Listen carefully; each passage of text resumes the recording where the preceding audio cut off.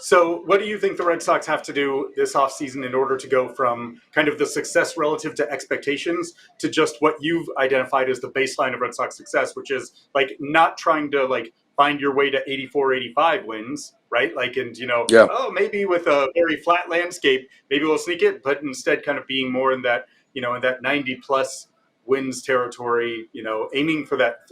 At some point they have to aim for like 90 plus wins, right? Like they want to aim to be a Yep. really good team. Where do you start that process? Do you go with, do you dive into free agent pitching with the guys like Snell and Burns? Do you focus on trade targets like Crochet? I'm assuming that it starts with the rotation, but you tell me, where do you go? Yeah, it does. It starts with the rotation, and like you said, whether you got to see with these, Snell, Burns, Freed is another one that I like. Where they're at. Are they combination contract trades? I just think it's trades. I think you have too many lefties in this organization, not just in your big league team, but in your minor leagues. I think it's like you just mentioned one guy in Crochet who I would love here, and I know a lot of people wrongly kind of look at the trade deadline stuff that he was talking about and think it has anything to do with the off season. Like nobody wanted. I don't know why you would want Crochet at the deadline, other than for 2025, right? You knew he was going to be shut down. You knew he was going to be skipped, or he was not going to be there for you in October. So nobody wanted him, and he came out with some demands. Whatever. He has that year now that I was talking earlier about Houck and Crawford, that foundation year where next year he can just go. So he's definitely a guy you're interested in. Seattle. I mean, so at some point they got to realize you don't need five great pitchers, because you need offense to go with. It's the worst offense in baseball. Four great pitchers is good enough. Give up one of them. So I think that there's going to be some trades with the Red Sox. They need to get more right-handed. They need to get a couple big right-handed bats. And to me, they have to get a stuffed lefty, like a legit lefty coming out of the bullpen. Bernardino, Boozer, Horn.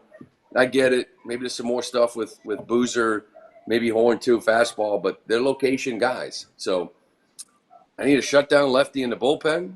I need a horse starter to put on top of those other three guys, and I need two right-handed bats. Is that all?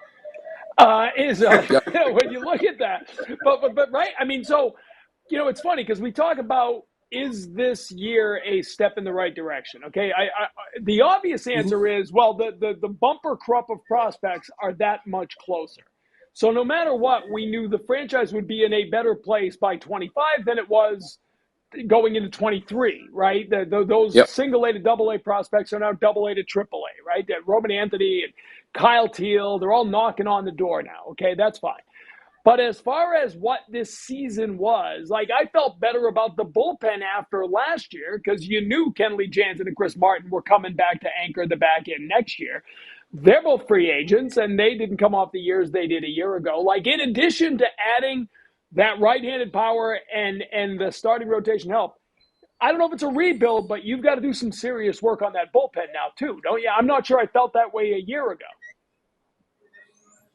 Yeah, no, I agree. I mean, there's still some intriguing arms down there that we've seen. Obviously, it's finishing rough for some of them, but Slaten, and there's a reason why they give Kelly, the ball all the time. I mean, because quite frankly, he might have the best stuff on the entire staff. He just can't locate, and he just can't execute when he needs to, and he pays the price because of it. But Hendriks coming back, where does he fit? And then that lefty that just kind of jumps out at me is like that kid Tanner Scott. Like that's a guy that can close, right? So or be an eighth inning guy if Hendriks comes back healthy. So you got to rebuild it.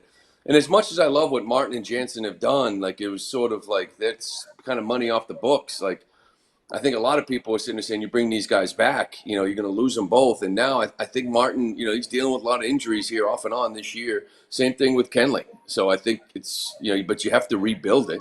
And I think Hendriks plays a role in that as well. But there's some arms there. It's just they should be depth arms, maybe, and not like seventh and eighth inning arms. But Slaten has been fantastic, too.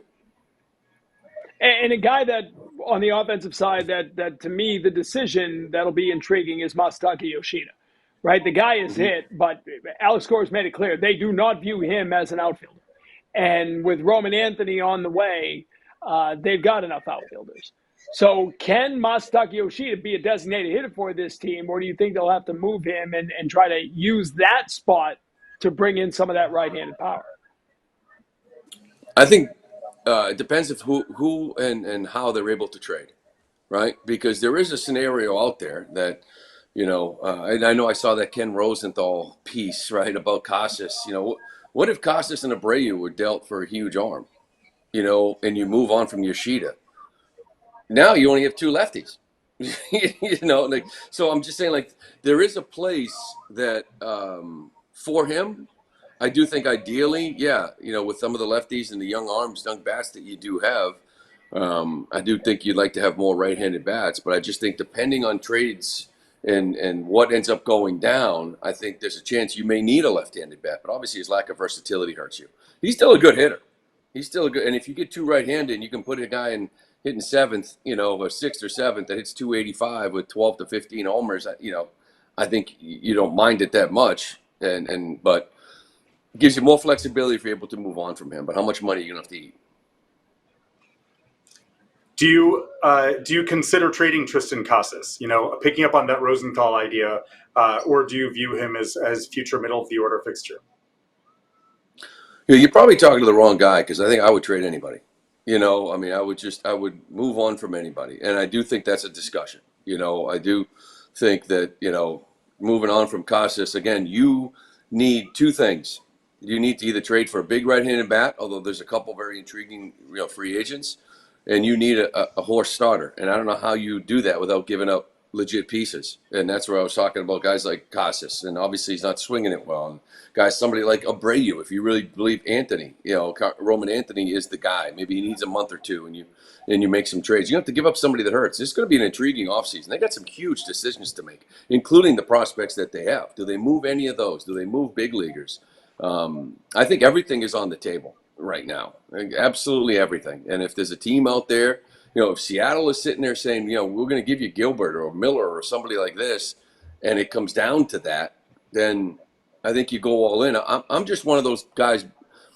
I don't really care who you trade away. I care about who you get back. Like, who you trade away means nothing to me. Like, I know you don't want to trade away Mookie Betts. I get it. The problem wasn't trading Mookie. The problem was what you got back. You know what I'm saying? Like, the problem wasn't trading Hanley Ramirez, who won, runner-up to MVP, Rookie of the Year, Silver Slugger, All-Star. The good part was that you got Beckett and Lowell back. So there's good trades, right, for both teams. Like, if you trade Casas to Seattle for one of those stud pitchers, and they're both great players, you win, because you got your starter who turned out to be a great player. They win too. So I just care about who you get back. I don't care who you trade. I'm going to throw out one tangent that since we spent a lot of time thinking about the Seattle pitchers, sometime really dig in on the home road splits of all of those Seattle pitchers. There is something that is insane about pitching in Seattle that completely distorts, like a funhouse mirror, the performance of every player who walks through there. You hit a ball in the air in Seattle and it acts unlike anything else in Major League Baseball, to the point where I really don't know if Logan Gilbert is the elite pitcher that we think he is, because if you look at his road numbers, he's been getting smoked. That's a separate, that's, just kind of a, something I've been digging in on a little bit more. I am a Cy Young voter this year. I haven't, I'm really wrestling with how that impacts some of my thinking. But